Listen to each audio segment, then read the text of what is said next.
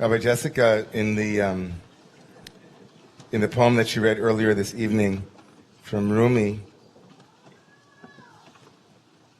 speaks of this place where everything is music.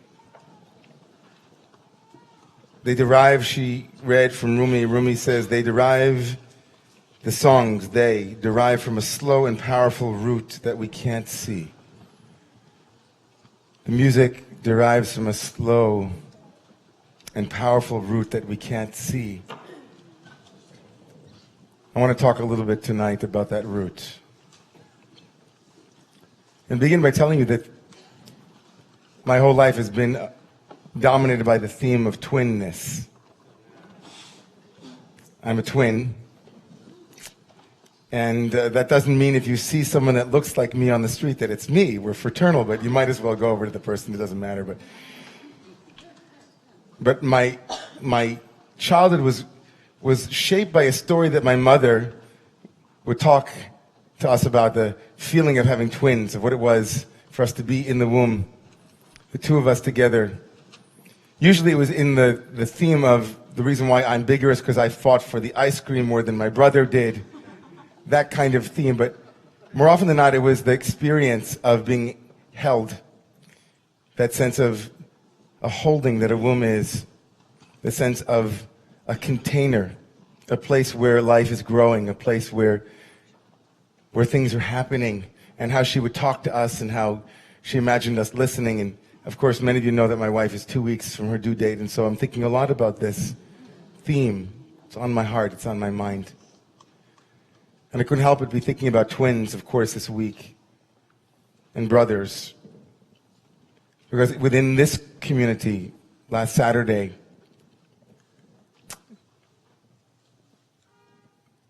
Tom Kranjak passed away unexpectedly, tragically, suddenly. And as I said at Tom's funeral, Paulette, I said that the name Thomas comes from the Hebrew word ta'om, twin. And tomorrow morning, in our weekly wisdom installment, the Parsha will also speak about brothers, but brothers who meet a fate much like Tom's. Tomorrow morning's Parsha, Acharei Mot, which literally in Hebrew means after the death. Acharei Mot, after death. It's a reference to an episode that is earlier in the Torah, the episode of Nadav and Avihu, the two sons of Aaron, the brother of Moses, who entered into the Holy of Holies unsolicited and were struck down by divine fire, an Aish, a fire that descended. And in the immediate aftermath of that traumatic event, the Torah describes what becomes the rite of the Yom Kippur rituals. B'zeh yavo Aaron el HaKodesh befar ben chatat v'ayel le'olah. In the immediate after effect of the death of Aaron's sons, the Torah tells us about the Yom Kippur ritual, the purging and the purification of the temple precinct, the Holy of Holies, the Kodesh Kadeshim. And if you look at that frame, essentially it is a frame that follows Jewish history up to the present day. Trauma, and then entering into that Holy of Holies where death now is, and creating a ritual of life, a ritual that is purifying, a ritual that brings life again to blossom in a place where death has appeared. After Egypt, we as a people, we stood at Sinai to receive Torah after the suffering of slavery. After the destruction of the Second Temple in 70 of the Common Era, what we now refer to as Rabbinic Judaism was born. After the expulsion from Spain in 1492, we had the Renaissance in northern Israel and Tzfat of Jewish mystical learning, and so much of what is vibrantly, dynamically Jewish life today is rooted there.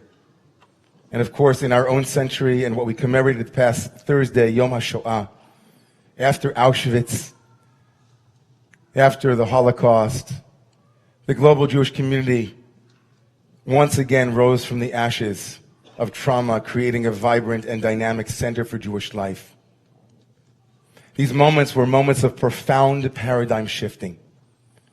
where power and worldviews needed to comport with new facts on the ground, new realities.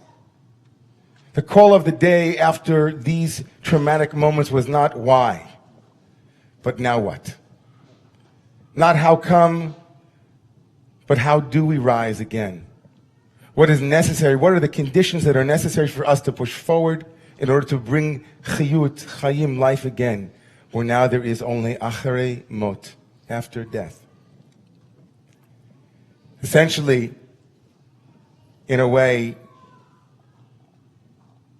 the theologian Richard Rubinstein, who wrote a book called After Auschwitz, says something very profound. And in this, he reminded me of what happened in Tzfat in northern Israel after the expulsion of Spain, and what I think is present for me today, talking to all of you after a week like the week we had. Richard Rubinstein said that after Auschwitz, of course, joining Protestant theologians, God was dead. Or at least the God of the Bible, the God of the Father, the King, the Father of a certain root metaphor. And instead, though, and many think that Rubinstein said this, but he didn't, he said, I still believe in a God. Right? They thought he didn't, but he did. And here's his God, everyone. Here is Richard Rubinstein's God, a theologian who proclaimed God is dead after the Holocaust, after the trauma, after the death of the sons of Aaron, after. Listen to what he says. He says, terms like ground and source are my God. They stand in contrast to the terms that we use for the biblical God, the supreme king, father, creator, judge, maker. The God who creates, father, creator, judge, produces something external to himself, remaining essentially outside of and judging the creative processes. But as the ground and source of being, here echoing the great German theologian Tillich, God creates as does a mother. As ground and source, God creates as does a mother. The image of a mother to replace, a mother to soothe, a mother to hold, a mother to be present, a mother to say it's not happening outside, but we are all in this. A mother who says, it's all me, and I'm holding you. And I read this and I thought to myself, this is what the Kabbalists did in Tzfat. The Kabbalists in Tzfat, who said that the world wasn't created outside of God, but in a massive tzimtzuming, in a massive withdrawal. God creates a great womb, and the world is born from within God. How many people have heard in Judaism that God is a woman? How many people here in Judaism have heard of the Shekhinah, of the divine presence, of the great birthing metaphor, the root metaphor? So wonderful. So I was thinking about this, Richard Rubinstein, and what he's saying to me and to you and to all of us today. And how it comforts. What's the comfort? What's the comfort of the God who is mother that isn't father per se? What does that do for me and you? And with this, I want to bring us back to music and to the root that is slow and the root that is powerful. I was visiting with a rabbi friend of mine who lost his mother a couple of months ago. And we were sitting together and he was trying to tell me about his mother. And all of these images and all of these experiences. And he kept getting so choked up. And immediately I remembered something that my Rabbi, Reb Zalman, said to me. And he said it in front of a lot of people. But he reminded me of this when my wife was pregnant with our first child. She said, you know, David, you know your mother is the source of all your music. And I said, well, thank you. I know my mom's musical, but she doesn't really, we didn't have that much music growing up in the house. It wasn't like she had an instrument. She wasn't, you know, my dad was the more musical one. Thank you, Reb Zalman. I'm not really sure what you mean exactly. And Reb Zalman said this. He said, listen to this. So I told this to my friend. He said, the first drum beat you ever heard was your mother's heart. Your mother's heart was your drum beat. It was the music of your soul. As you gestated in your mother's womb, she sang to you with her heartbeat, her rhythm, her life, her everyday, her running around, her slowing down. That was the music of your life. That was the soundtrack of your birth, your mom. the heartbeat of the mother, the heartbeat that soothes, the heartbeat that holds. And regardless of what our actual mothers were like after we left the womb, as someone famously said, if it's not one thing, it's your mother, right?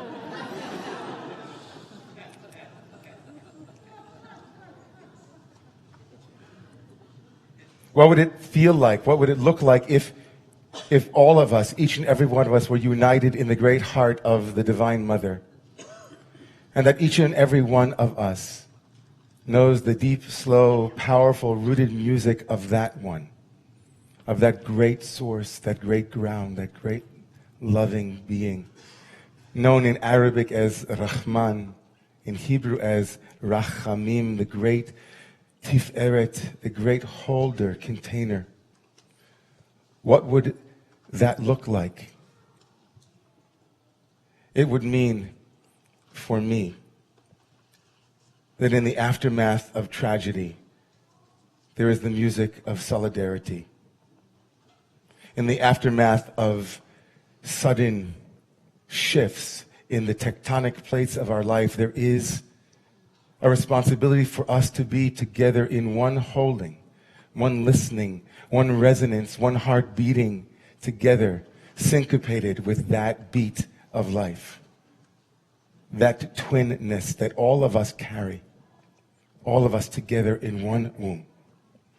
It means that we are not outside of God, but we are each and every one of us a part and parcel of that music of the divine that we are called to embody and to share and to hold, to sing and to listen.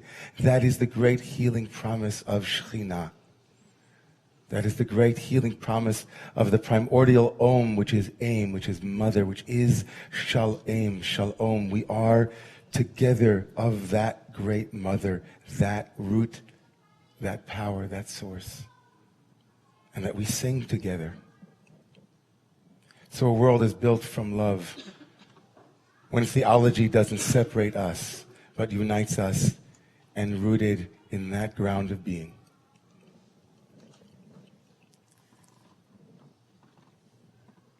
Which is why we can begin a week the way that we began it last Saturday, together with you, Paulette, and your family. And we can come to this Shabbat, to this simcha, to the joy, the togetherness of celebration of a young woman who has reached her age of bat mitzvah. To be able to hold both of those together, those twin realities of after and now.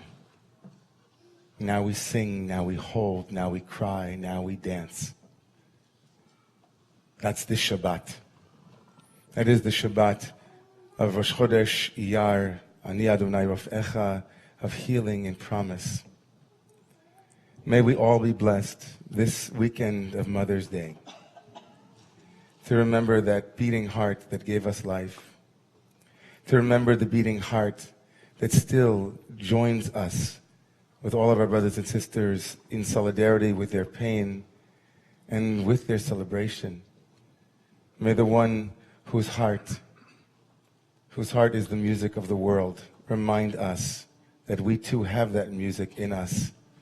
May we share it with others and listen to their song. And let us say Amen. Amen. Please rise.